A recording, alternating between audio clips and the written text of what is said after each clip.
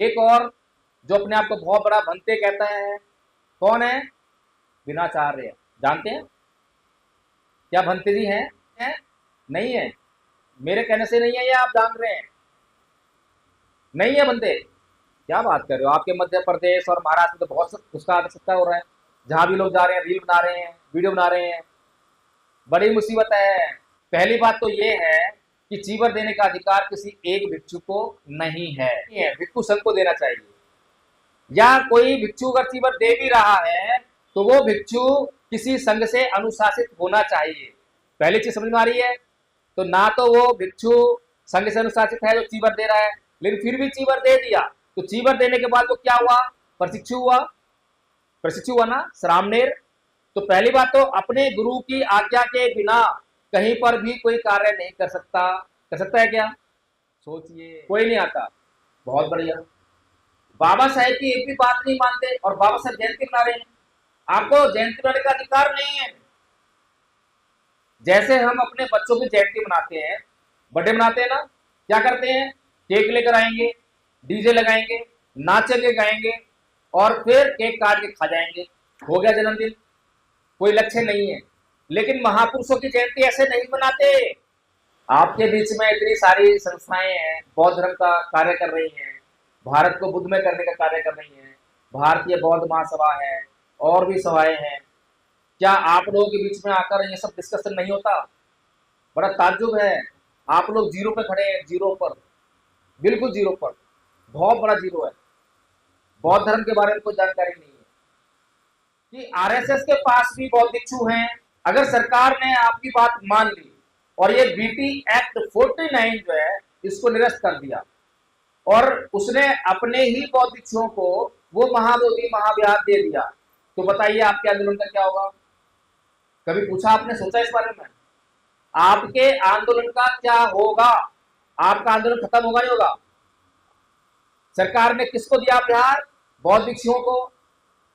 International level पर आज आपकी आवाज, आपकी बात सुनी जाती है। सारे देश सुनते हैं। क्यों सुनते हैं? क्योंकि बीटी एक्ट में साफ साफ लिखा है कि 4 हिंदू होंगे, 4 बौद्ध होंगे। अब वहां पर लिखा है 4 हिंदू 4 बौद्ध, इसका मतलब क्या है? कि हिंदू बौद्ध नहीं है और बौद्ध हिंदू नहीं है। अगर ये बीटी एक्ट एक बार खत्म हो गया और ये बौद्ध विहार जो है नकली भिक्षुओं को यानी आरएसएस के भिक्षुओं को दे दिया, तो आपका मुद्दा इंटरनेशनल लेवल पर हमेशा हमेशा के लिए खत्म हो जाएगा। बात समझ में आ रही है? लेकिन आज तो भारत में भिक्षु संघ ही नहीं है क्या? भिक्षु संघ नहीं है, इसीलिए चीवर जो है बाजार में बिकता है। आप भी चीवर पहन लो, घूमो, किसको क्या पड़ी है? सोचिए, आपके साथ में बौद्ध धर्म के नाम पर कितना बड़ा धोखा हो रहा है। धोखा कौन कर रहा है? धोखा कौन कर रहा है? बौद्ध भिक्षु। अगर चीवर ऐसे ही पहनकर और कोई भी बौद्ध भिक्षु बन सकता है तो हमारा दुश्मन भी बौद्ध भिक्षु बन जाएगा, बनेगा। इस प्रकार से अत्यधिको भव का मतलब ये है कि हमें उस चीज की जानकारी होनी चाहिए। अगर मोबाइल की जानकारी हमें होगी और हम तब निर्णय लेंगे कौन सा मोबाइल खरीदना है, तब कहेंगे अत्यधिको भव। इसी प्रकार से हमें धम्म की जानकारी होनी चाहिए। आप लोगों ने बहुत सुंदर तरीके से वंदना की, लेकिन इसी प्रकार की वंदना, इसी प्रकार का पूजा पाठ अन्य लोग भी करते हैं। अन्य लोगों को जो बता दिया जाता है वो करते रहते हैं। वहां पर पुजारी है, वहां पर मौलवी है, वहां पर पादरी है, वो जो लोगों को बताएगा लोग वही करेंगे। ऐसा ही सिस्टम बौद्धों में भी है। यहाँ पर जो बौद्ध भिक्षु बताएगा वही हम लोग करने लगेंगे। ऐसा ही है। तो सोचिए, अत दीपो वो कहाँ हो रहा है? ये तो भंते जी दीपो भव हो रहा है भंते दी। और बाबा साहेब का अगर सपना पूरा करने की तरफ हम नहीं बढ़ रहे हैं तो हमें बाबा साहेब की जयंती मनाने का कोई हक नहीं है। सही कह रहा हूँ, गलत कह रहा हूँ? ठीक बात है। 75 साल से हम ऐसे ही रैंडमली बस जयंती मनाते आए हैं। बड़े बड़े मंच लगे, डीजे लगाया, बड़े बड़े भाषण हुए, लेकिन बाबा साहेब का सपना पूरा नहीं हो रहा है, पीछे जा रहा है। इसलिए हमें जो है बीमारी को समझना पड़ेगा। मैं धम्मपद संघ की एक आचार्य हूँ और कैसे आचार्य बनी हूँ मैं आपको बताती हूँ। हमारे यहाँ मेश्राम जी पहले हम सत्संग में जुड़े, उसके बाद में मैं जुड़ी, फिर हमने कोर्स किए और उसका फिर मेरा परीक्षा हुआ मनाली में, इसलिए फिर मैं आचार्य बनी। आहासी में जतम उपनयनती वेणम ते सुपसमति। उसने मुझे डांटा, उसने मुझे मारा, उसने मुझे जीत लिया, उसने मेरा सब कुछ लूट लिया। जो मन में ऐसा बनाए रखते हैं उनका वेर कभी शांत नहीं होता। वेरेन वेरानि सम्मन्ति पुराचनम अवेरं च सम्मन्ति एष धम्मो सनातनो। इस संसार में वेर से वेर कभी शांत नहीं होता, अवेर से ही शांत होता है। यही संसार का सनातन नियम है। जय भीम, नमो बुद्धाय। आज हम लोग यहाँ पर क्यों उपस्थित हुए हैं?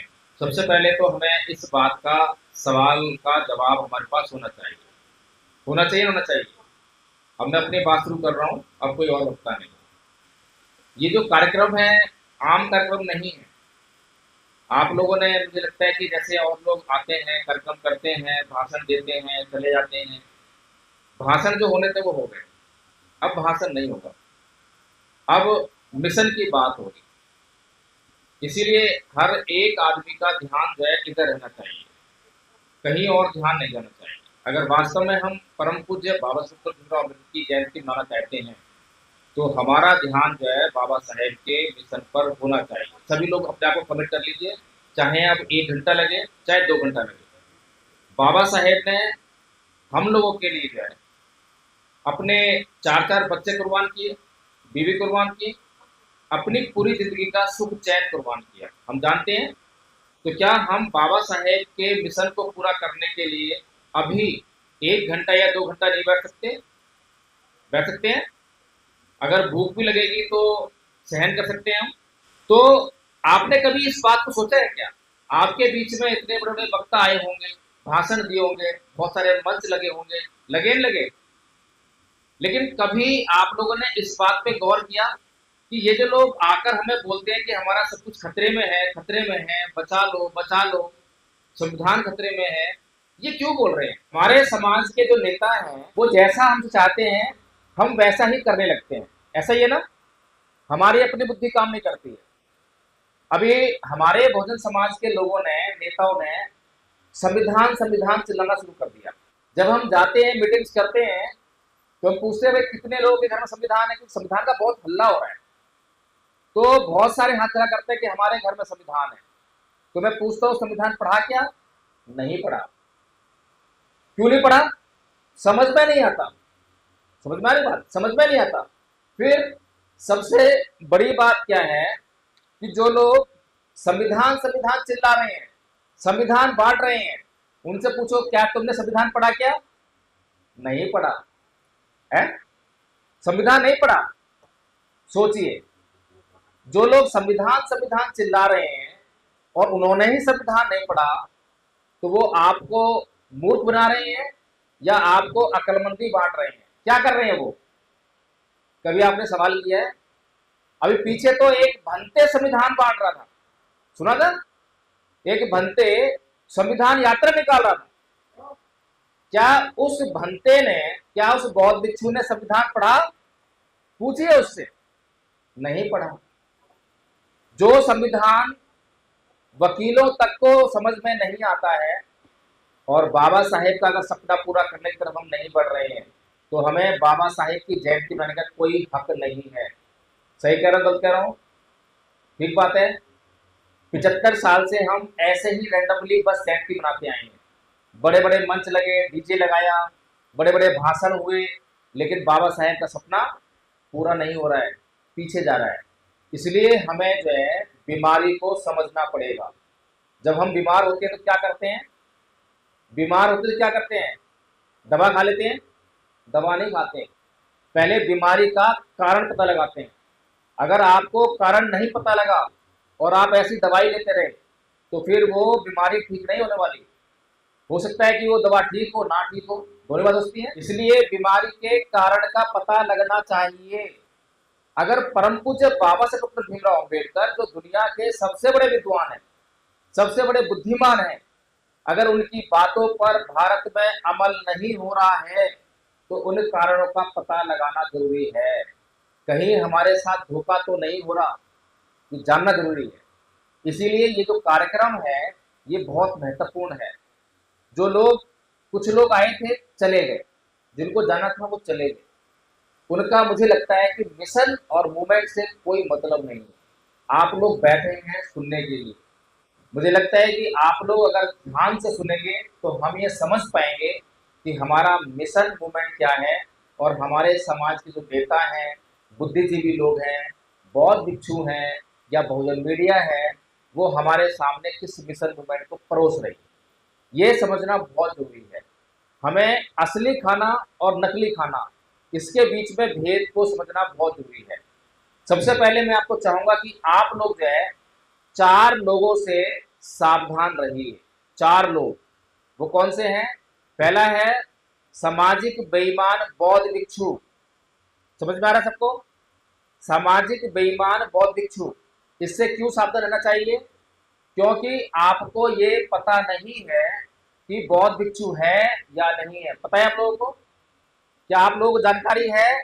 अगर कोई भी व्यक्ति, बाबा जी बैठे हैं पीछे, बैठे हैं ना, ये जो कपड़े पहन के बैठे हैं आप इनको क्या समझेंगे कि ये हिंदुओं के कोई संत हैं, ऐसा समझेंगे? सही ना? ऐसे ही कपड़े पहनकर, यानी कि जो बौद्ध भिक्षु का ड्रेस है चीबर, उसको पहनकर कोई भी हमारे सामने आ जाए तो हम क्या करते हैं? वंदना, पैरों में लेट जाएंगे, है ना, और बहुत सारा दान देंगे। लेकिन क्या वो बौद्ध भिक्षु है?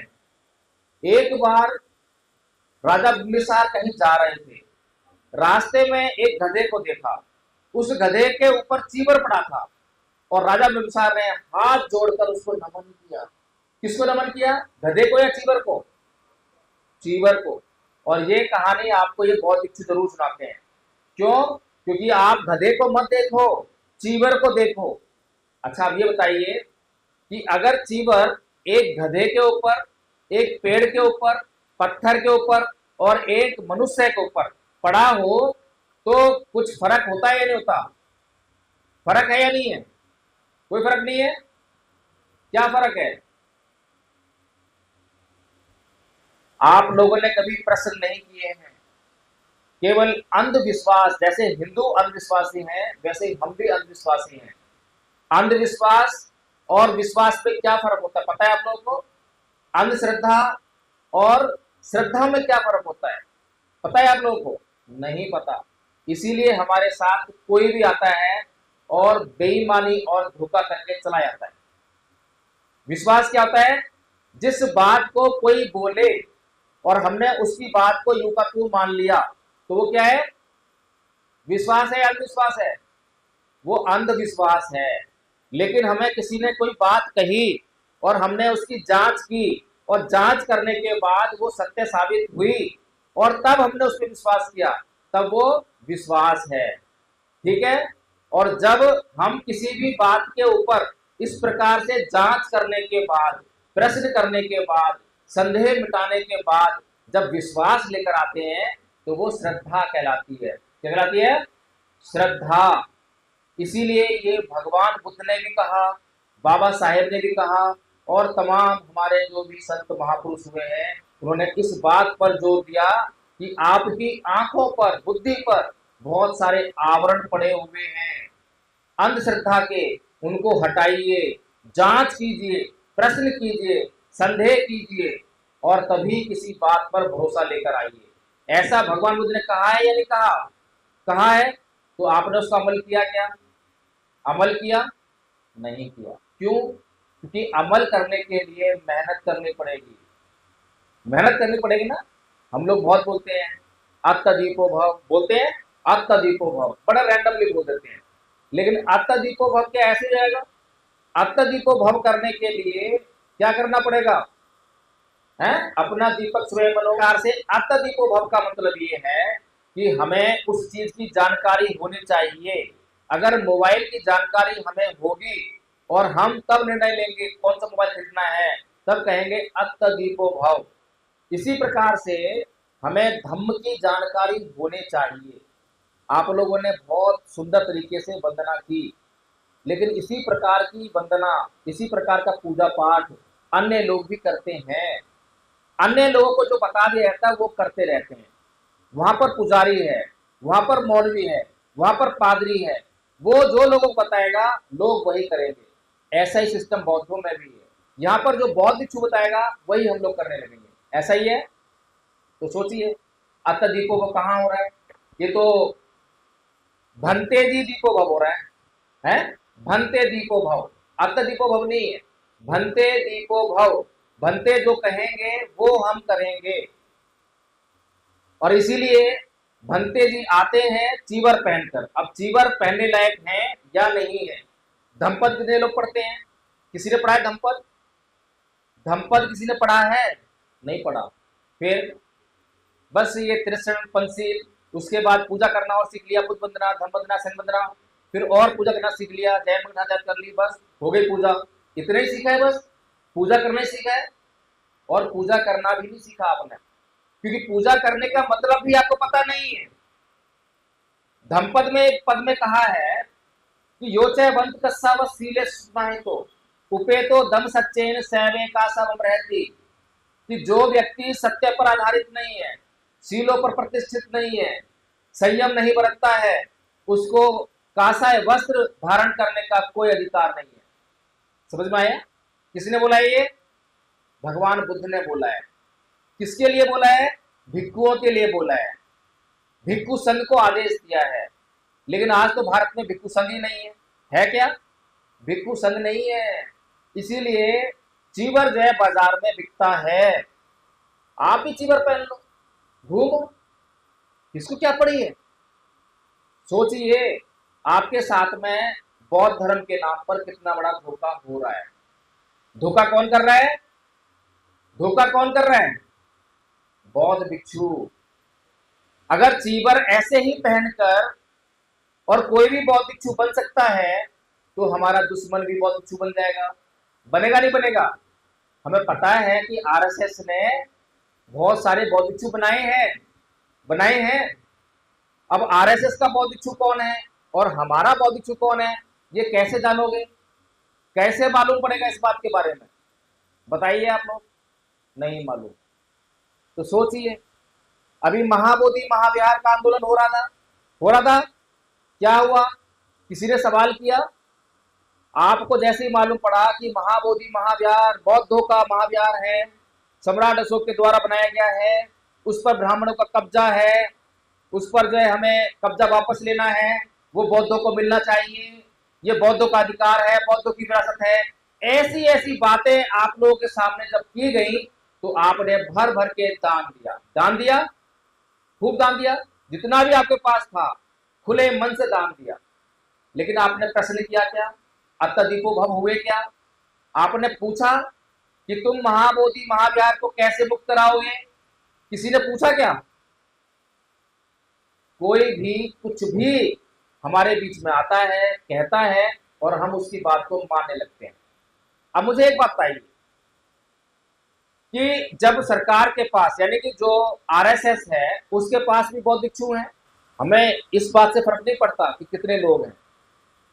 हमें इस बात से फर्क पड़ता है कि कितने लोग बाबा साहेब के सच्चे सिपाही हैं।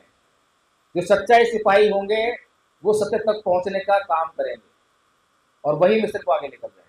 ये सीखने का मिशन है, ये केवल बुद्ध वंदना करने का मिशन नहीं है। बुद्ध वंदना तो आप रोज करते रहिए और बुद्ध वंदना हम 75 साल से करते आ रहे हैं, लेकिन भारत बुद्ध में नहीं हुआ और हमने कभी उसके कारण पता लगाया। तो कभी हमने ये प्रश्न नहीं किया कि भाई ये बताइए कि आरएसएस के पास भी बौद्ध भिक्षु हैं, ठीक है, अगर सरकार ने आपकी बात मान ली और ये बीटी एक्ट 49 जो है इसको निरस्त कर दिया और उसने अपने ही बौद्ध भिक्षुओं को वो महाबोधि महाविहार दे दिया, तो बताइए आपके आंदोलन का क्या होगा? कभी पूछा आपने, सोचा इस बारे में? आपके आंदोलन का क्या होगा? आपका आंदोलन खत्म होगा नहीं होगा? सरकार ने किसको दिया बिहार? बौद्ध भिक्षुओं को। इंटरनेशनल लेवल पर आज आपकी आवाज, आपकी बात सुनी जाती है, सारे देश सुनते हैं। क्यों सुनते हैं? क्योंकि बीटी एक्ट में साफ साफ लिखा है कि 4 हिंदू होंगे, 4 बौद्ध होंगे। अब वहां पर लिखा है 4 हिंदू 4 बौद्ध, इसका मतलब क्या है कि हिंदू बौद्ध नहीं है और बौद्ध हिंदू नहीं है। अगर ये बीटी एक्ट एक बार खत्म हो गया और ये बौद्ध विहार जो है नकली भिक्षुओं को यानी आरएसएस के भिक्षुओं को दे दिया तो आपका मुद्दा इंटरनेशनल लेवल पर हमेशा हमेशा के लिए खत्म हो जाएगा। बात समझ में आ रही है आपको? आ रही है नहीं आ रही है? नहीं आ रही होगी। आ रही है तो प्रश्न क्यों नहीं करते आप पूछते क्यों नहीं हो? मैं बड़ा परेशान इस बात से। कोई भी आपके बीच में आता है और आपको मूर्ख बना चला जाता है। बीजेपी का आएगा तो वो मूर्ख बना चला जाएगा, कांग्रेस का आएगा वो भी मूर्ख बना चला जाएगा। आप किसी की बातों बस ऐसे ही मानते रहते हो। पहले हिंदू धर्म में थे पुजारी की बात मानते थे, आज बौद्ध धर्म में वो भंते की बात मानते हो। अरे पहले जांच तो करो बौद्ध भिक्षु कैसे बनता है। कितने लोग पता है बौद्ध भिक्षु कैसे बनता है? किसी को मालूम है? हैंड रेज करो। किसी को मालूम है बौद्ध भिक्षु कैसे बनता है? नहीं पता तो नहीं कर पाओगे पता, फिर नकली भिक्षु ही आएगा। एक बौद्ध भिक्षु बनने के लिए सबसे पहले घर का त्याग करना पड़ता है, परिव्राजक होना पड़ता है। बुद्ध और उनका धर्म पढ़ा है आपने? पढ़ा है? नहीं पढ़ा होगा। आपके बीच में इतनी सारी संस्थाएं हैं बौद्ध धर्म का कार्य कर रही हैं, भारत को बुद्ध में करने का कार्य कर रही हैं। भारतीय बौद्ध महासभा है और भी सभाएं हैं। क्या आप लोगों के बीच में आकर ये सब डिस्कशन नहीं होता? बड़ा ताज्जुब है। आप लोग जीरो पे खड़े हैं, जीरो पर, बिल्कुल जीरो पर, बहुत बड़ा जीरो है। बौद्ध धर्म के बारे में कोई जानकारी नहीं है। आप लोग सीखना चाहते हैं? कितने लोग सीखना चाहते हैं इन सब बातों को? धम्म को किधर से चाहते हैं? हैंड रेज करो। सीखेंगे तो अब मैं कुछ और भाषण करूं या फिर बस आपका नाम नोट कर लूं और सीखना शुरू कर दो? बताओ क्या करना है? क्योंकि मैं अभी 1 घंटा बोलूं 2 घंटा बोलूं तो बोलना तो मेरे को बहुत कुछ है, लेकिन अगर आप सीखना चाहते हैं और ईमानदारी से बोल रहे हैं तो आदरणीय आचार्य सुजाता मेश्राम जी आपके साथ में हैं, आदरणीय आचार्य विकास मित्र जी आपके पास में हैं और आपके बीच में रहते हैं। यहाँ पर आप रोज आइए, आधा घंटा के लिए आइए। बाबा साहब ने कहा है ना, बाबा साहब ने कहा है कि हर संडे हर रविवार को अपने नजदीक के बुद्ध विहार में जाओ। आप लोग जाते हैं? आते हैं यहाँ पर? कौन कौन आते हैं? हैंड रेज करो। कोई नहीं आता। बहुत बढ़िया। बाबा साहब की एक भी बात नहीं मानते और बाबा साहब जयंती मना रहे हैं। आपको जयंती मनाने का अधिकार नहीं है। जैसे हम अपने बच्चों की जयंती मनाते हैं, बर्थडे मनाते हैं ना, क्या करते हैं? केक लेकर आएंगे, डीजे लगाएंगे, नाचेंगे गाएंगे और फिर केक काट के खा जाएंगे। हो गया जन्मदिन, कोई लक्ष्य नहीं है। लेकिन महापुरुषों की जयंती ऐसे नहीं मनाते। महापुरुषों की जयंती केक काट कर नहीं मनाते। महापुरुषों की जयंती डीजे लगाकर नाच के नहीं मनाते, भाषण करके नहीं मनाते। भाषण होते हैं तो मोटिवेशन करने के लिए होते हैं। उसके बाद शिक्षण का कार्य शुरू होता है, ट्रेनिंग शुरू होती है, सिखाया जाता है, पूरे साल सीखते हैं, तब बनती है महापुरुषों की जयंती। महापुरुषों के जीवन में कुछ लक्ष्य होता है, या तो वो लक्ष्य हासिल हो गया है या फिर बाकी रह गया है। अभी तो बाबा साहेब ने जो लक्ष्य दिए हैं, ये कैडर है। ये कैडर का मतलब क्या होता है? कैडर लिया है कभी आप लोगों ने? कैडर लिया है कभी आप लोगों के बीच में? कोई कैडर देने आया है क्या? कैडर का मतलब होता है एक लक्ष्य को प्राप्त करने के लिए अनुशासित तरीके से एक ही दिशा में फोर्स लगाना, उसे कहते हैं कैडर। मैं आप लोगों के बीच में आज सारी बातें नहीं करूंगा, मोटी मोटी बातें केवल आपको मोटिवेट करने के लिए, प्रेरणा लेने के लिए कि हाँ आपको क्या करना है उस दिशा में, ताकि आप काम करना शुरू कर दो। इसलिए मैं आपके लिए ये बातें कर रहा हूँ। तो महापुरुषों की जयंती मनाने का मतलब हमने समझा नहीं है। 75 साल हमारे खराब हो गए हैं और आज हमारा सब कुछ खतरे में आ गया है और आज हम बहुत भारी संकट में हैं और उसके लिए जिम्मेदार हैं 4 लोग। पहला है बौद्ध भिक्षु, जो आपको आकर धम्म नहीं बताता, धम्म की बातें नहीं सिखाता, वो केवल आपको पूजा पाठ में ही लगाए रखता है, वो आपको केवल अंधश्रद्धा में बताए रखता है। आप कुछ भी करो कोई मतलब नहीं है, जो आपको अच्छा लगेगा वो बोलेगा। ऐसा करता है नहीं करता? इसीलिए आपको समझना चाहिए कि एक बौद्ध भिक्षु कैसे बनता है। सबसे पहले उसको परिव्राजक होना होता है। जब वो घर छोड़ता है तो इस कंडीशन पे छोड़ता है कि चाहे अब मुझे कहीं ठहरने के लिए कोई स्थान मिले या ना मिले, अब आकाश मेरी छत होगी और जमीन मेरा बिछौना होगा। समझ में आ गया? इतना जब वो कष्ट सहन करने के लिए अपने आप को तैयार कर लेता है जब घर से बाहर निकलता है। आज के बहुत भिक्षु है कोई, और उसका घर से निकलने का जो एक लक्ष्य होता है, लक्ष्य क्या होता है? निर्वाण को प्राप्त करना। क्या होता है? निर्वाण को प्राप्त करना। बताइए कितने बौद्ध भिक्षुओं का लक्ष्य निर्वाण प्राप्त करना है? कोई बड़ा से बड़ा जो जानते हो आप? एक का भी नहीं है। समझ लीजिए, अभी मैंने जब कुछ लोगों की ऐसे ही आलोचना शुरू कर दी तो महाराष्ट्र में एक महिला का मेरे पास फोन आया, बोलती है कि अरे आप भिक्षुओं की आलोचना कर रहे हैं, भिक्षुओं की आलोचना करोगे तो भिक्षु नहीं रहेगा कोई समाज में, फिर भिक्षु नहीं रहेगा धर्म कैसे फैलेगा? अब बताइए मुझे कि हमें भिक्षुओं की आवश्यकता किस लिए है? पूजा पाठ तो आप जानते ही हैं, वंदना कर लेते हैं, किस लिए चाहिए आपको भिक्षु? कोई तो बताओ, कोई एक सवाल का तो जवाब दो। इतने सारे सवाल मैं ही कर रहा हूं, आप लोग क्यों नहीं सवाल करते? मैं भी बाई बर्थ बुद्धिस्ट हूँ। मेरे पैदा होने के बाद ही मेरे पिताजी ने बौद्ध धर्म अपना लिया था, और मैं बचपन से बुद्धिस्ट हूँ, तो वंदना कब करना सीख गया पता ही नहीं चला, क्योंकि हर रोज वंदना होती थी। हमारे पिताजी बहुत कट्टर बुद्धिस्ट थे, कभी वंदना किए बगैर बाहर नहीं आते थे, और 4 उपोषणशील रहते थे एक महीने में, 2 अष्टमी, अमावस्या, पूर्णमासी। सोचिए, लेकिन मैं 2016 तक धम्म क्या है ये नहीं जान पाया। बुद्ध और उनका धम्म भी मैंने बहुत बार पढ़ा, कई बार वाचन कर, रैंडमली पढ़ लिया, बस ऐसा पढ़ा पढ़ा पढ़ लिया, लेकिन धम्म क्या है ये समझ में नहीं आया। जब धम्म समझ में आया तो आंखें फटी की फटी रह गई। 2016 के बाद मैंने एडमिशन लिया दिल्ली यूनिवर्सिटी में, एमए में, बुद्धिस्ट स्टडीज में, डबल एमए हूँ। एक एमए मैंने पहले की थी, 2000 में की थी, पॉलिटिकल साइंस से। दूसरी एमए की मैंने 2019 में बुद्धिस्ट स्टडीज से।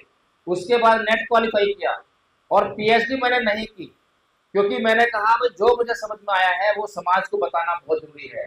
मैं अब पीएचडी करने में समय बेकार नहीं करूंगा, इसीलिए 8 तारीख से घर से निकले हैं। गर्मी पड़ रही है, और आज भी सुबह 9 बजे कहाँ से निकले हम? गरियाबंद, छत्तीसगढ़ से निकले हैं। 350 किलोमीटर दूर तय करके आप लोग बीच में यहाँ पर आए हैं। पिछले 8 तारीख से लगातार ऐसे ही मीटिंग कर रहे हैं। बहुत बड़े मंच नहीं, बहुत बड़ी भीड़ नहीं, कहीं पर 8 लोग, कहीं पर 15 लोग, कहीं 20 लोग समझा रहे हैं, तैयार कर रहे हैं, और लोग तैयार हो रहे हैं। तो इसीलिए हमें जो है समझना पड़ेगा कि बौद्ध भिक्षु जो है परिव्राजक होता है, उसका लक्ष्य निर्वाण को प्राप्त करना होता है। ठीक है। फिर उसके बाद दूसरा कि वो समस्त जो संपत्ति होती है, संपत्ति का त्याग करता है। संपत्ति उसके पास नहीं रहती है, पता है आप लोगों को, पता होगा, कोई संपत्ति नहीं रहती। आजकल क्या बात है, लोगों के पास तो पेटीएम भी रहता है, रहता। आप लोग पेटीएम करते हो, क्यों करते हो? क्यों करते हो? जब कोई व्यक्ति घर छोड़ता है तो उसका जीवन आवश्यकताओं पर आधारित हो जाता है।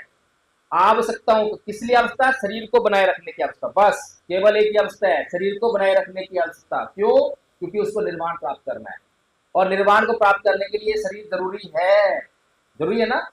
नाम रूप चित्त का आधार है शरीर।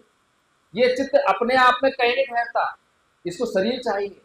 और जब शरीर आएगा तो जाति की दुखा, जरा की दुखा, व्याधि की दुखा, मरण की दुखम, शोक परिदेव दो मनस्वी पाया सापी दुखम, पियहि विपयोगो दुखो, अपियहि संपयोगो दुखम, जंपि संगे लवती तपति दुखम, संकितेन पचुपादान ठंडापि दुखा। जन्म लेना दुख है, रोग दुख है, बुढ़ापा दुख है, मरना दुख है।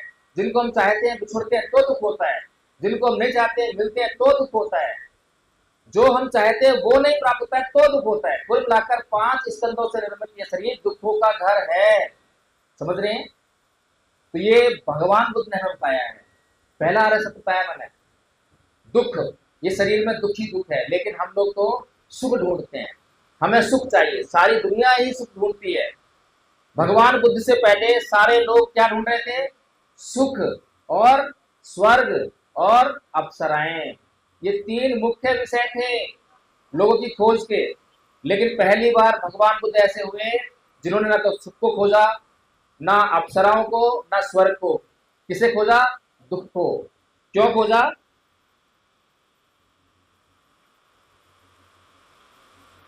हम अपने जीवन में अगर दुख को खोज लेते हैं, क्या हुआ अभी? जब हम अपने जीवन में दुख को खोज लेते हैं तो दुख का क्या करते हैं? दुख को कोई अपने पास रखता है क्या? दुख को अपने पास कोई रखता है क्या? नहीं रखता, लेकिन हम रखते हैं। हम बहुत अक्लमंद हैं। हम बाबा साहेब से बड़े अक्लमंद हैं, हम बुद्ध से बड़े अक्लमंद हैं। हमें कुछ पता नहीं है कि ये लोग क्या कह रहे हैं।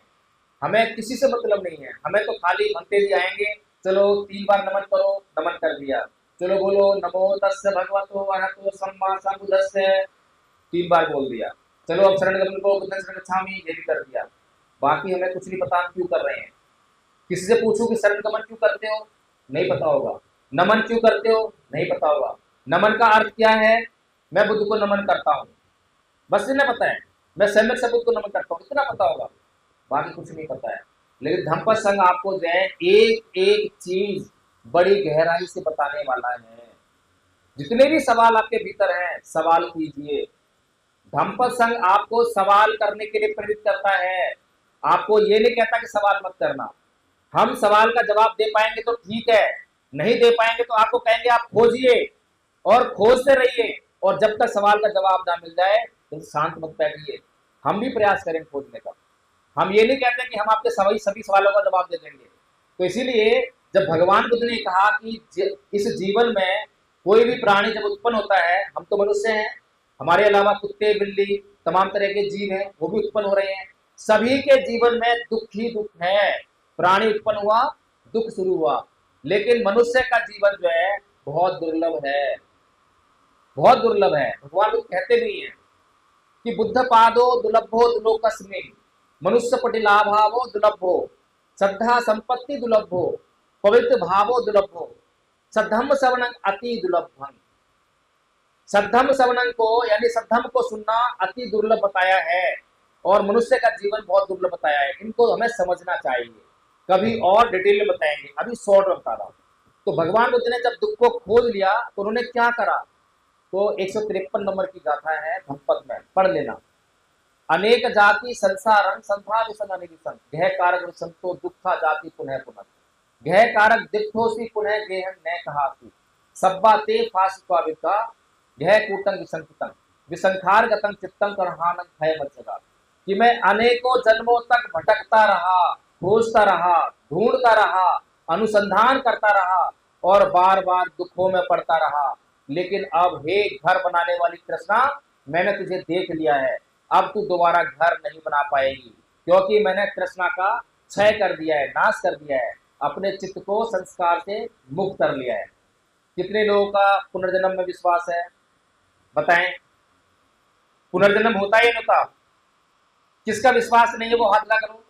कौन कहता है कि पुनर्जन्म नहीं होता? आप कहते नहीं होता, बहुत बढ़िया। तो हमने धर्म को पढ़ा ही नहीं, धर्म का अध्ययन नहीं करा, और हम लगातार जो है डायलॉग मारते हैं, अत्तदीपो भव, अत्तदीपो भव, बाबा साहेब अमर रहे, बाबा साहेब अमर रहे, करुणा में बाबा क्या कहते हैं, बौद्ध धर्म का यही नारा, करुणा मैत्री भाईचारा, बौद्ध धर्म की क्या पहचान, मानव मानव एक समान।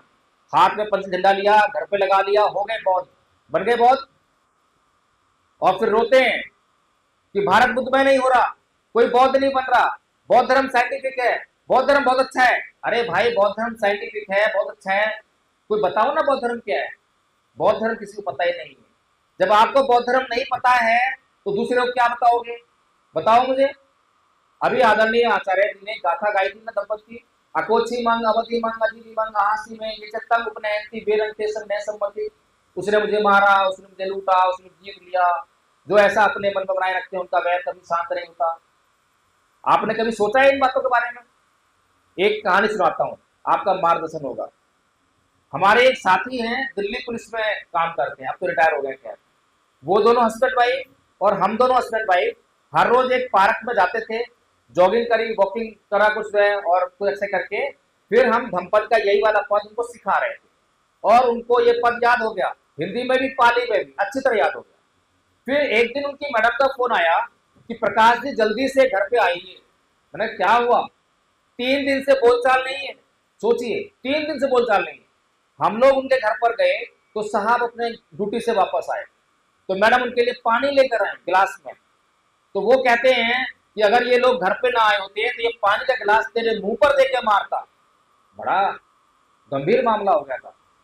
तो मैंने उनसे पूछा कि आदरणीय जी ये बताइए कि हम हर रोज एक गाथा याद करते हैं, उसका मतलब क्या है? इतना सुनना था, उनके चेहरे पे मुस्कान आ गई, हंस पड़े और पानी का गिलास लिया, पी लिया और सारा जो 3 दिन का जो कलेश था एकदम खत्म। सोचिए, भगवान बुद्ध का धम्म जो है दवा है या नहीं है? दवा है या नहीं है? और ये जो कलेश जो उनके घर में हो रहा था, किसके घर में नहीं होता? किसी बौद्ध के घर में, हिंदू के घर में, मुसलमान के घर में, ईसाई घर में, सारे संसार में हो रहा है। किसको जरूरत नहीं है बौद्ध धर्म की? लेकिन हम लोगों को बौद्ध धर्म नहीं मालूम है, पूजा पाठ मालूम। और पूजा का भी मतलब बताते नहीं है भिक्षु लोग जो है कि पूजा क्या होती है। महामंगल सूत्र आपने सुना है कभी? महामंगल सूत्र, उसमें गाथा है ना, असेवना च बालानंद पंडितानंद च सेवना पूजा च पूजनीयानंद हितक मंगल उत्तमं। कभी पूछा आपने कि इसका मतलब क्या है? अगर इसका मतलब समझ जाते तो पूजा समझ जाते, पूजा क्या है, कैसे पूजा करनी है। अभी तो हम धूपबत्ती अगरबत्ती लगाते हैं और पूजा हो रही है, वंदना कर ली पूजा हो रही है। नहीं, ये पूजा नहीं है। भगवान बुद्ध क्या कह रहे हैं? असेवना च बालानंद, कि जो मूर्ख लोग हैं उनकी संगति मत करो, क्योंकि मूर्खों के पास आपका भला करने के लिए कुछ भी नहीं है। है कुछ?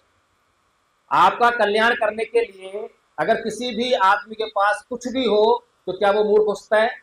नहीं होगा। वो इसी मायने में मूर्ख है क्योंकि आपका कल्याण करने की उसके पास कोई योग्यता नहीं है, कोई क्षमता नहीं है। इसीलिए भगवान कह रहे हैं असेवनाचे बालानंद, कि ऐसे मूर्खों की संगति मत करो, दूर रहो, क्योंकि उनकी जो मूर्खता है आपको हानि पहुंचाएगी ही। फिर क्या बोलते हैं? पंडितानंद च सेवना, पंडित लोगों की जो है संगति करो। पंडित लोग किसे कहते हैं? अभी तो हिंदू के धर्म का पुजारी उसको बोलते हैं पंडित, पंडित जी ऐसे बोलते हैं। वो पंडित जी नहीं है, वो मूर्ख जी है और उसको पंडित जी बोलते हैं। पंडित का मतलब होता है जिसके पास आपका कल्याण करने की योग्यता और क्षमता है, वो पंडित है, वो विद्वान है। ऐसे लोगों की संगति करो तो आपका कल्याण करेंगे, आपका कल्याण होगा। सही का है गलत का है? फिर क्या बोला? पूजा चे पूजनीयानंद, कि पूजनीय लोगों की पूजा करो। पूजनीय कौन है? वही जिसके पास आपका कल्याण करने की योग्यता है, क्षमता है। तो जैसे कि डॉक्टर होता है, आपका कल्याण करने की क्षमता होती है ना। और आपको कोई बीमारी हो जाए, तकलीफ हो जाए और आप डॉक्टर के पास जाओ, ओए डॉक्टर जरा चल, ये मेरे को बीमारी है, इलाज करेगा और कुछ गलत निशान लगा देगा, आपका नुकसान कर देगा। समझ में आ रही बात? लेकिन आप जो है डॉक्टर साहब के पास जाओ, डॉक्टर साहब बंदानी नमन करता हूँ, डॉक्टर साहब कैसे हो, ठीक तो है ना सब कुछ? डॉक्टर साहब आप बहुत अच्छे हो, और डॉक्टर साहब मेरे को ये बीमारी हो गया था, देखिए ना प्लीज देखिए ना। तो डॉक्टर साहब क्या करेंगे? इलाज करेंगे ना, करेंगे। तो पूजा का मतलब क्या हुआ? सम्मान करना। हम जब किसी का सम्मान करते हैं तो वो हमारी सेवा में लग जाता है, चाहे वो हमारे घर में हो, चाहे वो समाज में हो, चाहे स्कूल में हो, कॉलेज में हो, टीचर हो, वकील हो। जब हम किसी सम्मान करेंगे तो हमारा नुकसान होना बंद हो जाएगा। समझ में आया पूजा करने का मतलब? ऐसे ही हम बुद्ध की पूजा करते हैं, धम्म की पूजा करते हैं, संघ की पूजा करते हैं ना। क्यों करते हैं? क्योंकि बुद्ध ने वो मार्ग खोजा, बुद्ध ने उस गुण को धारण किया जिससे हमारा कल्याण हो सकता है। वो गुण से कल्याण होगा, बुद्ध की फोटो से नहीं होगा, बुद्ध की मूर्ति से नहीं होगा, मोमबत्ती अगरबत्ती से नहीं होगा। बुद्ध ने जो बातें कही हैं वो बातें आपको पता होना चाहिए, पता होने के बाद अमल करना आना चाहिए, जब आपका कल्याण होगा। धम्म वो रास्ता है जिस पर चलकर आप कल्याण कर सकते हैं, जो बुद्ध ने खोजा है। संघ वो व्यक्तियों का समूह है, लोगों का समूह है, जो उन बातों को आप तक लाने का काम करता है। अभी तक ये कार्य महान बौद्ध भिक्षु संघ कर रहा था। संघ एक भिक्षु को नहीं कहते हैं, संघ असंगठित लोगों को नहीं कहते हैं, संघ कभी भी कोई भी चीवर पहन ले उसे बौद्ध भिक्षु संघ नहीं कहते हैं। और कोई भी भिक्षु अगर किसी संघ से उपसंपादित नहीं है तो हम उसको कैसे मान्यता दे सकते हैं, कैसे दे सकते हैं? सोचिए कितना गलत काम हो रहा है। अगर कोई भी भिक्षु किसी संघ में नहीं है, किसी संघ के द्वारा अनुशासित नहीं है, तो कुछ भी करता रहेगा, तो उसे हम भिक्षु संघ नहीं कहेंगे। वो नमन करने योग्य नहीं है, वो पूजनीय नहीं हो सकता है क्या? नहीं सकता। मैंने कहा था कि चीवर अगर गधे पे पड़ा हो, पत्थर पे पड़ा हो, पेड़ पे पड़ा हो और एक इंसान पे पड़ा हो, तो दोनों तीनों में सब में फर्क है क्या? आप लोगों को जवाब नहीं आया था। फर्क है। एक पत्थर, एक गधा, एक पेड़, अगर इसके ऊपर चीवर पड़ा हो तो ये चीवर का कोई इस्तेमाल नहीं कर सकते। सही बात है, कोई इस्तेमाल नहीं कर सकते, ना अच्छा ना बुरा। लेकिन अगर एक इंसान के ऊपर चीवर पड़ा हो तो वो उसका इस्तेमाल करता है, या तो वो अच्छा इस्तेमाल करेगा या गलत इस्तेमाल करेगा। इसीलिए ये जो कहानी आपको सुनाई जाती है इसको डिस्कार्ड कर दीजिए कि बिंबिसार ने इसलिए नमन किया था उस चीवर को क्योंकि उस गधे पे पड़ा था। अगर इंसान पे पड़ा होता तो बिंबिसार पहले इंसान की जांच करता, क्या ये भिक्षु होने लायक है या नहीं है, क्या ये भगवान बुद्ध के द्वारा अनुशासित भिक्षु है या नहीं है, या अपने आप ही चीवर पहन के घूम रहा है। राजा बिंबिसार पागल नहीं था, समझदार व्यक्ति था। लेकिन हमें तो आधी बात बताई जाती है, पूरी बात बताएंगे तो जांच शुरू हो जाएगी। तो मैं भिक्षु के बारे में बताता कि कैसे बनता है। दो बातें बताई, एक तो घर का त्याग करता है, संपत्ति का त्याग करता है, तीसरा है तमाम रिश्ते नातों का त्याग करता है। आज तो बहुत सारे भिक्षु जो हैं घर गृहस्थी वाले भी हैं, और आजकल कुछ गृहस्थ लोग जो हैं ये बोलने लगे हैं कि भाई समय बदल गया है, नियम बदल दो, अब तो उनको गृहस्थी विराम कर दो। क्या कह रहे हैं, क्या कर रहे हैं? समझ से बाहर बात हो रही है। भगवान बुद्ध के धम्म का विनाश कर रहे हैं, विनाश। क्योंकि भगवान बुद्ध ने भिक्षु क्यों बनाया? अभी मैंने भगवान की गाथा सुनाई, अनेक जाति संसार अनुसंधान। भगवान बुद्ध ये कह रहे हैं कि मैं अनेक जन्मों तक भटकता रहा, खोजता रहा, अनुसंधान करता रहा, और उन्होंने खोज लिया। क्या खोजा? दुख का कारण, और दुख के कारण को नष्ट कर दिया। तो क्या है वो? निर्वाण। किसको प्राप्त हुआ है? निर्वाण को। तो हर एक भिक्षु का, कोई भी भगवान बुद्ध के भिक्षु संघ में शामिल हो रहा है तो उसका जो है एक लक्ष्य होना चाहिए, क्या? कि मुझे निर्वाण प्राप्त करना है। जब किसी का लक्ष्य ये होता है तभी उसको भिक्षु संघ में एंट्री मिलती है। समझ रहे हैं बात को? आप लोगों का क्या लक्ष्य है? आप लोगों का लक्ष्य क्या है? निर्वाण प्राप्त करना है क्या? बुद्ध और उनका धम्म का वाचन कीजिए, पढ़िए। उसमें बाबा साहेब ठीक ठीक लिख रहे हैं कि भिक्षु संघ के लिए अलग नियम है और उपासकों के लिए नियम अलग है। नियम अलग नहीं है, नियम तो वही है, लेकिन क्या फर्क है कि वही 5 सील उपासकों के लिए केवल नियम है, टूटेंगे दोबारा ग्रहण कर लेगा। लेकिन भिक्षु के लिए संकल्प है, टूटेगा पहले दंड को भोगेगा। जब तक वो दंड को नहीं भोगता है तब तक उसको भिक्षु द्वारा नहीं बनाया जाता, माना जाता। बड़ा फर्क है। इसीलिए एक भिक्षु कभी भी गृहस्थ नहीं हो सकता, क्योंकि वो गृहस्थ जीवन क्यों छोड़ रहा है, सांसारिक जीवन क्यों छोड़ रहा है? लक्ष्य तो आपका भी निर्वाण प्राप्त करना है। क्यों निर्वाण प्राप्त करना है? मैंने बहुत सारे बौद्ध लोगों से पूछा कि भाई हम जन्म क्यों लेते हैं, हम जन्म क्यों लेते हैं? आपने सोचा है कभी? कभी ये प्रश्न आपने किया है अपने आप से कि हम जन्म क्यों लेते हैं? नहीं किया होगा, इसलिए जवाब भी नहीं मिला होगा। प्रश्न करोगे तो जवाब भी मिलेगा, कहीं ना कहीं से मिल जाएगा। मुझे इसका जवाब नहीं मिला, मुझे कई साल लग गए ढूंढते हुए, खोजते हुए, और जहां भी जाऊं, जो भी कोई मिले, कोई बौद्ध भिक्षु मिले तो पूछ लूं, भंते जी बताइए कि हमें जन्म क्यों लेते हैं हम? क्या हम जन्म इसलिए लेते हैं कि हम बड़े होंगे, स्कूल जाएंगे, वहां मेहनत करेंगे, फिर बड़े होंगे, काम धंधा करेंगे, रोजगार करेंगे, कमाएंगे, फिर बड़े अपना कोठी बंगला बनाएंगे, उसके बाद बूढ़े हो जाएंगे और एक दिन मर जाएंगे। क्या मरने के लिए जन्म हुआ था क्या? ये बात मैंने बहुत सोचता रहा, समझता रहा, लेकिन जवाब कहीं से नहीं मिल रहा। जवाब मिला धम्मपद में, जवाब मिला बुद्ध की शरण में। क्या मिला? कि प्रत्येक जीव जो जन्म लेता है उसका एक लक्ष्य है। जन्म का लक्ष्य है निर्वाण प्राप्त करना, निर्वाण प्राप्त करना। आपका भी लक्ष्य वही है, मेरा भी लक्ष्य वही है, बौद्ध भिक्षु का भी लक्ष्य वही है। लेकिन एक बौद्ध भिक्षु इसी जीवन में निर्वाण को प्राप्त करने के लिए संकल्पित हो जाता है, इसीलिए उसको हम बौद्ध भिक्षु कहते हैं। समझ में आ गया फर्क? फर्क समझ में आया? नहीं आ रहा होगा। ये बात थोड़ी गहरी हो रही, शायद सूक्ष्म हो रही है। एक बौद्ध भिक्षु इसी जीवन में ये संकल्प लेता है, प्रतिज्ञा करता है कि मैं इसी जीवन में निर्वाण को प्राप्त करूंगा। इसीलिए वो सब कुछ छोड़ छाड़ कर भिक्षु संघ में शामिल होता है। और भिक्षु संघ में शामिल होने के बाद क्या करता है?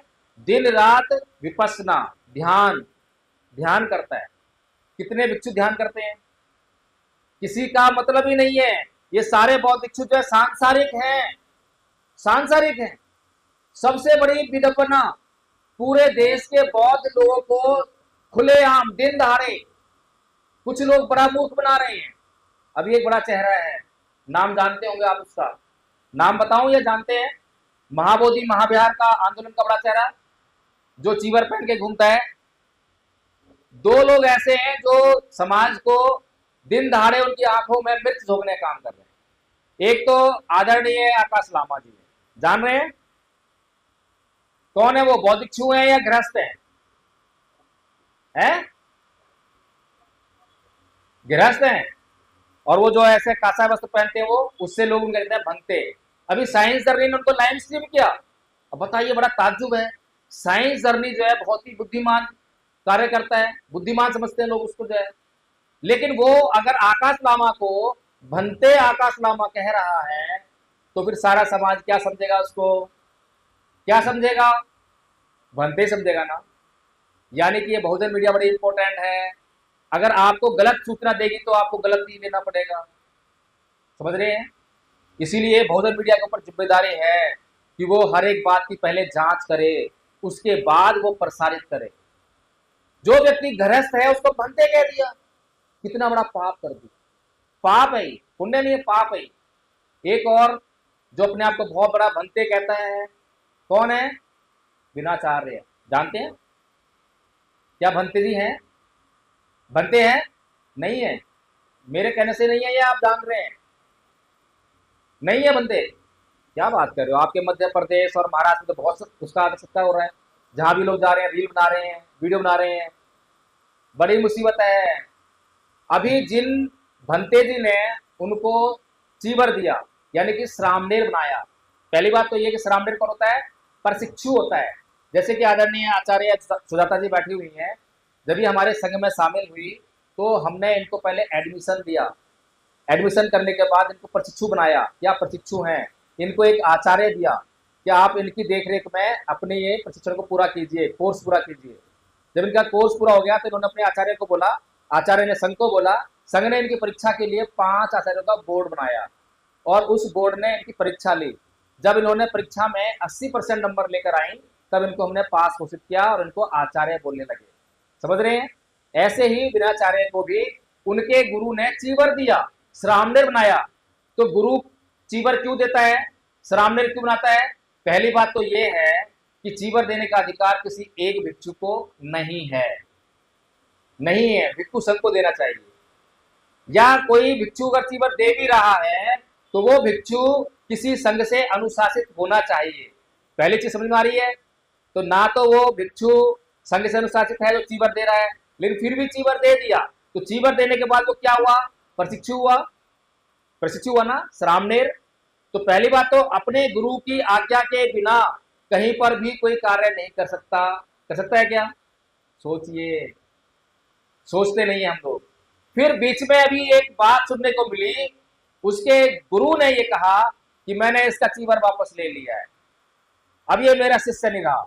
अब बताइए, अब तो उसको चीवर पहनने का भी अधिकार नहीं है, एक आम गृहस्थ हो गया है। जब तक कि वो किसी और भिक्षु से या भिक्षु संघ से दोबारा चीवर ग्रहण न करे, क्या उसको चीवर पहनने का अधिकार है? ये तो सामान्य बुद्धि है, कॉमन सेंस है। कोई ऐसी चीज नहीं है जो बहुत ज्यादा डीप में जाके समझनी पड़े, लेकिन हमने समझा ही नहीं। लेकिन वो व्यक्ति जो है आज अब इस देश में जो है हर जगह जा रहा है, बड़े बड़े मंच लग रहे हैं, बड़े बड़े भाषण हो रहे हैं। और भाषण क्या हो रहे हैं? भाषण नहीं, नेतागिरी होती है। क्या होती है? नेतागिरी। तो ऐसे में क्या हमें जो है आज जो सबसे बड़ा जो कार्य है जो धोखा देने का हो रहा है, क्या भिक्षु की तरफ से नहीं हो रहा है? वो कैसे हो रहा है? क्योंकि हम जागरूक नहीं है। अगर उपासक लोगों को ये मालूम हो जाएगा कि कौन बौद्ध भिक्षु है कौन नहीं है, तो बौद्ध भिक्षु सावधान हो जाएंगे। होंगे नहीं होंगे? अगर किसी दुकानदार को मालूम हो कि आप जो है घी लेने उनके पास गए हैं, और उसको मालूम है कि आपको पहचान है कि असली घी कैसा होता है और नकली घी कैसा होता है, तो क्या दुकानदार आपको नकली घी देने की हिम्मत करेगा? कभी नहीं करेगा। हमेशा आपको असली घी देगा। लेकिन अगर दुकानदार को मालूम हो कि इसे नहीं मालूम असली घी और नकली घी का क्या अंतर होता है, तो वो नकली घी ही देगा। समझ में आ रही है बात? ऐसे ही हमें जानकारी नहीं है, इसीलिए हमारे बीच में कभी नेताजी आते हैं, कभी बुद्धिजीवी आता है, कभी भिक्षु आता है, और भोजन मीडिया कर ही रही है। 4 लोगों से सावधान रहने के लिए कहा था। पहला है बौद्ध भिक्षु, दूसरा है सामाजिक बेईमान नेता। सामाजिक बेईमान नेता, जिनको आप नेता समझते हो, पहले तो ये बताओ क्या वो बाबा साहेब के अनुयायी है क्या? आप थोड़ा सोचो। आप जिन्हें नेता मानते हो, जिन्हें नेता कहते हो, जो आपके पास वोट मांगने आते हैं, क्या वो बाबा साहेब के अनुयायी हैं? क्यों नहीं है?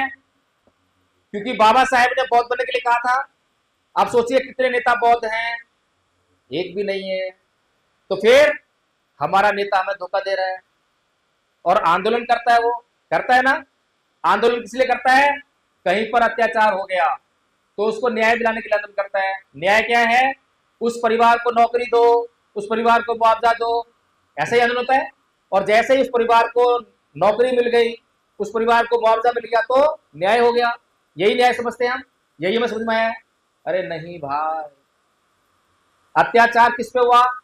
परिवार पर नहीं, अत्याचार समाज पे हुआ है।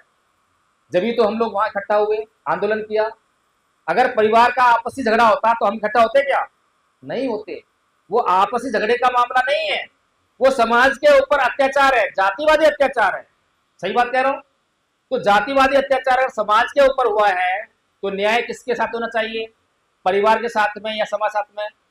परिवार के साथ में तो न्याय हो गया, लेकिन समाज के साथ में न्याय नहीं हुआ। समझ में आ रही है बात?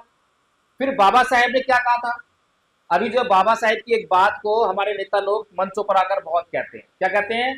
कि जुल्म करने वाले से ज्यादा बड़ा गुनहगार जुल्म को सहन करने वाला होता है। सही कह रहा हूं? ऐसा है? आप सहमत हैं इस बात से? अच्छा, और बुद्ध क्या कह रहे हैं? जिनकी शरण में बाबा साहेब गए, साथ में बुद्ध बैठे हुए हैं, बाबा साहेब हैं, बाबा साहेब की शरण में गए। बुद्ध क्या कह रहे हैं? ना ही वेरन वेराणी समन्ताचनंग अवेरन च समन्ति है समो सनंतनो। वैर से कभी वैर शांत नहीं होता, अवैर से ही वैर शांत होता है। कौन सही दोनों में? दोनों में सही कौन है? आपको मालूम पड़ रहा है कौन सही दोनों में? बुद्ध सही है और बाबा साहेब गलत है। कंफ्यूज हो गए, किसको गलत करने की हिम्मत कहें? हमारे भीतर हिम्मत नहीं है कि इनको गलत कह दें, हमारे भीतर हिम्मत नहीं है ऐसे इन्हें गलत कह दें, किसी को गलत नहीं कह सकते। और वास्तविकता ये है, दोनों सही हैं, दोनों में कोई भी गलत नहीं है। लेकिन हमने जो हमें समझाया गया, हमने केवल वही समझा। हमें हमारे नेताओं ने समझाया कि बाबा साहेब जो कह रहे हैं उसका मतलब है कि हाथ में डंडे ले लो, अब हमें किसी झुकना नहीं है, डरना नहीं है, हाथों में ईंटें ले लो, रोड जाम कर दो, ये कर दो, वो कर दो, सरकार को झुका दो, ऐसे कहते हैं, इसी को आंदोलन कहते हैं। लेकिन ये बताइए, क्या बाबा साहेब के ऊपर अत्याचार नहीं हुआ? बाबा साहेब के ऊपर बचपन से अत्याचार हो रहा है और मरते दम तक अत्याचार हुआ। क्या बाबा साहेब ने किसी के खिलाफ ईंट उठाई, लाठी उठाई, कोई मुआवजा मांगा, कोई एफआईआर कराई? और हम लोग क्या कर रहे हैं? हम लोगों को बातें समझ में नहीं आ रही हैं। तो बाबा साहेब का जो आंदोलन है, क्योंकि आप लोग को मैं बहुत शॉर्ट में समझना चाहता हूँ, कभी और जब आप ये मूवमेंट चलाएंगे और यहाँ पर बहुत सारे लोग होंगे, उस समय मैं आप लोगों के बीच में एक एक बात को समझाने के लिए कैडर लेने के लिए आऊंगा। तब तक आप लोगों से मैं ये विनम्र निवेदन करता हूँ कि आप लोग ये कोर्स जो है इसको ज्वाइन कीजिए। गूगल मीट सारा कोर्स होता है। इन लोगों से मैं पहली बार, बच्चा बैठ जाओ, इन लोगों से मैं पहली बार जो है मनाली में मिला था। मनाली में वहाँ कैडर लगा था, हमारा कैडर कैंप लगा था, तो वहाँ पे मुलाकात हुई थी। हमने जो है इनको मोबाइल से ही कोर्स सिखाया था। गूगल मीट चलती है सुबह 5 बजे से 8 बजे तक, दोपहर को 3 बजे 4:30 बजे तक, और शाम को 7 बजे से 10 बजे तक, उसी में सिखा देते हैं हम। और अनपढ़ महिलाओं ने, अनपढ़ पुरुषों ने, जिनको अक्षर लिखना पढ़ना नहीं आता, उन्होंने भी ये कोर्स सीख लिया। अनपढ़ महिलाओं पुरुषों से लेकर पीएचडी करने तक वाले उन्होंने कोर्स कर रखा है। गरीब से लेकर अमीर तक सबने कोर्स किया है। 4 साल के बच्चे से लेकर 70-75 साल के बुजुर्ग तक ने कोर्स कर लिया है। कोर्स करने में कहीं कोई बाधा नहीं है। बस हम ये कहते हैं कि आप ये कहिए कि मुझे करना है, कराने की जिम्मेदारी हमारी। समझ में आ रही है बात? पहले ये कोर्स करना है। बाबा जी भी कोर्स कर रहे हैं, उनको भी समझ में आया कि भाई यही बात है, यहीं पर सच्चाई समझ में आ रही है। बाकी सब तो ऐसी बस हवा में काम चल रहा है। तो इसीलिए वो इतना बड़ा 30 साल तक वो लगे रहे उस व्यवस्था में। उस व्यवस्था को छोड़कर एक झटके में जब धम्पत संघ को सुना समझा, तो एक झटके में आज हाथ में पूरा दिन कोर्स लेकर याद करते रहे। अभी भी याद कर रहे हैं। अभी भी यहाँ पर मैंने इसलिए उनको बोलने के लिए कहा था, मैंने पहले बोल दिया था कि आपको जो है यहाँ पर धम्पत के पद बोलने हैं। क्यों बोलने हैं? क्योंकि आप फुल टाइमर हो हमारे पास, आपको सिखाना है ताकि आप लोगों को समझा सकें। आप जब मंच पर ये पद बोलना सीख जाओगे, घबराहट निकल जाएगी, तो फिर आप दुनिया में जा जाके आप लोगों को भी समझा सकोगे। अकेला मैं कहाँ कहाँ जाऊंगा? सोचिए, मैं अकेला इतने टाइम से काम कर रहा हूँ, लेकिन अभी तक मैं पूरे भारत में नहीं घूम पाया। मैं अभी तक मैं साउथ इंडिया में नहीं जा पाया। अभी भी छत्तीसगढ़ में गरियाबंद से वापस आना पड़ा। तो इसीलिए मैंने विशेष तौर पर उनको कहा था कि प्रैक्टिस कीजिए, सीखिए। तो आप लोगों को भी एक एक आदमी को अंबेडकर बनना पड़ेगा, एक एक आदमी को कांसीराम बनना पड़ेगा, हर एक को बुद्ध बनना पड़ेगा। अगर हम पूरा अंबेडकर नहीं बन सकते तो अंश बनना पड़ेगा, पूरा बुद्ध नहीं बन सकते तो अंश बनना पड़ेगा। अंश तो बन सकते हैं भाई। हम जब सीखना शुरू करेंगे कुछ तो जानकारी आएगी, और जब थोड़ी सी जानकारी आएगी, अभी एक उदाहरण देता हूं। हमारे धम्पत संघ के एक आचार्य उन्नाव कानपुर में हैं, तो उनके घर में किसी की डेथ होगी बुजुर्ग की, तो वो शांति पाठ यानी प्रतिमा पाठ कराने के लिए किसी भिक्षु के पास गए, भंते जी के पास। बोलते हैं कि हमारे यहाँ आपको जब प्रतिमा पाठ कराना है। अब वो भंते जी जानते थे कि ये जो है धम्पत संघ का आचार्य है, और धम्पत संघ का आचार्य है तो मतलब वो सब कुछ जानता है। तो उन्होंने खुद पहले से ही बोल दिया कि भैया मैं भिक्षु नहीं हूँ, मैं तो सरामनेर हूँ। सोचिए, काम हो रहा है, हो रहा काम हो रहा है। आज पूरे देश में तहलका है। आज मैं नाम लेकर अगर ब्रह्मचार्य की बात कर रहा हूँ, नाम लेकर अगर सुमृतपन की बात कर रहा हूँ, नाम ले लेकर किसी भी बौद्ध भिक्षु की बात करता हूँ, तो आसान काम है क्या? आसान काम नहीं है। अगर मेरी बात जरा सी भी गलत होगी तो ये मेरे कपड़े फाड़ देंगे। सोचिए, एक एक नेता, एक एक बुद्धिजीवी का नाम लेकर बात करता हूं और बेखौफ बात करता हूं, लेकिन ये लोग आकर मंच पर क्या बोलते हैं कि हमारा संविधान खतरे में है, हमारा सब कुछ खतरे में है। किससे खतरा है? आरएसएस खतरा है, आरएसएस खतरा है, बीजेपी खतरा है। क्या आरएसएस खतरा है? कौन खतरा है? खतरा कौन है? हम। भगवान बुद्ध ने धम्पत में एक और गाथा कही है, आप पढ़ लेना। भगवान कहते हैं नए प्रसंग विलोमानी, नए प्रसंग कथा कथन अतनोव्य वेख्य कथानी कथानी च, कि दूसरे क्या कर रहे हैं, दूसरे क्या नहीं कर रहे हैं, ये मत देखो। मैं क्या कर रहा हूं, मैं क्या नहीं कर रहा हूं, ये देखो। भगवान बुद्ध को अगर हमने पढ़ा होता, बाबा साहेब को पढ़ा होता, तो हमारे सामने कोई संकट नहीं है। हमारे पास बहुत बड़ी जनसंख्या है, लेकिन उसको हमने अनुशासित नहीं किया, शिक्षित नहीं किया, और उसी का फायदा जो है, वो जो जिसको आप दुश्मन बताते हो वो फायदा उठा लेते हैं उसका। एक कहानी सुनाता हूं आपको कि किस तरह से जो है हमारे कष्ट दूर हो सकते हैं अगर हम अत्यदीपोभव करने लग जाएं। तो अत्यदीपोभव करने के लिए हमें अध्ययन करना पड़ेगा। एक बार की बात है, भगवान बुद्ध ध्यान कर रहे थे, विपश्यना कर रहे थे। एक आदमी उनके पास आया और बोला कि भगवान कितना अच्छा हो अगर सारी पृथ्वी पर हम चमड़ा बिछा दें। चमड़ा जानते हैं ना, जूता बनता है जिससे, चमड़ा बिछा दें, क्योंकि लोगों को कांटा चुभता है। अब उसने किसी को कांटा चुभते हुए देखा होगा, उसे दर्द हुआ होगा, उसको उस पर दया आई होगी कि यार इसको बड़ा दर्द हो रहा है, तो भगवान को चलाया। भगवान से कह रहा है भगवान बुद्ध कितना अच्छा हो अगर सारी पृथ्वी पर हम चमड़ा बिछा दें। तो भगवान बुद्ध बोलते हैं कि भाई बात तो तेरी सही है कि कांटा चुभता है, लोगों को दर्द होता है, और कांटा नहीं चुभना चाहिए, लोगों को ऐसा कुछ करना चाहिए। लेकिन कितना अच्छा हो अगर उस चमड़े में से एक छोटा टुकड़ा काट कर 2 जूते बना लो, उन 2 जूतों को पहनकर पूरी पृथ्वी पर जहां मर्जी घूमना, कहीं कांटा नहीं चुभेगा। अब बताइए अकल की बात कौन सी है? बुद्ध की बात अकल की है, लेकिन हम समझते नहीं है। भगवान बुद्ध क्या कहना चाह रहे हैं? भगवान बुद्ध कह रहे हैं कि ये संसार दुष्शील प्राणियों से भरा पड़ा है, जहां देखो वहीं गाली देने वाले हैं, जहां देखो वहीं झगड़ा करने वाले हैं, किस किस से बचते फिरोगे? इसीलिए खुद को सीलवान बना लो। चाहे दुनिया गाली देने वाली है लेकिन तुम गाली देने वाले नहीं होने चाहिए। चाहे दुनिया झगड़ा करने वाली है लेकिन तुम झगड़ा करने वाले नहीं होने चाहिए। अगर तुम झगड़ा करने वाले होगे तो कहीं पर झगड़ा करने वाले लोग नहीं भी होंगे तो तुम झगड़ा कर आओगे। समझ में आ रही है बात? इसीलिए भगवान बुद्ध की बातें बड़ी महत्वपूर्ण है। वो भगवान बुद्ध की बातें जो सारी की सारी अपना चित्त शुद्ध करने की बातें हैं। पूरा धम्म पढ़िए, त्रिपिटक का अध्ययन कर लीजिए, लेकिन एक ही शब्द मिलेगा। शब्द क्या है वो? एक ही शब्द, पता है आपको? चित्त। केवल चित्त के ऊपर सारा धम्म आधारित है, केवल चित्त। धम्मपद की 423 गाथा को पढ़ लीजिए, पहली गाथा शुरू होता है और अंत तक केवल चित्त की बात मिलेगी। अगर चित्त से आपने अपने आप को परिशुद्ध कर लिया तो बाहर कोई दुश्मन नहीं है।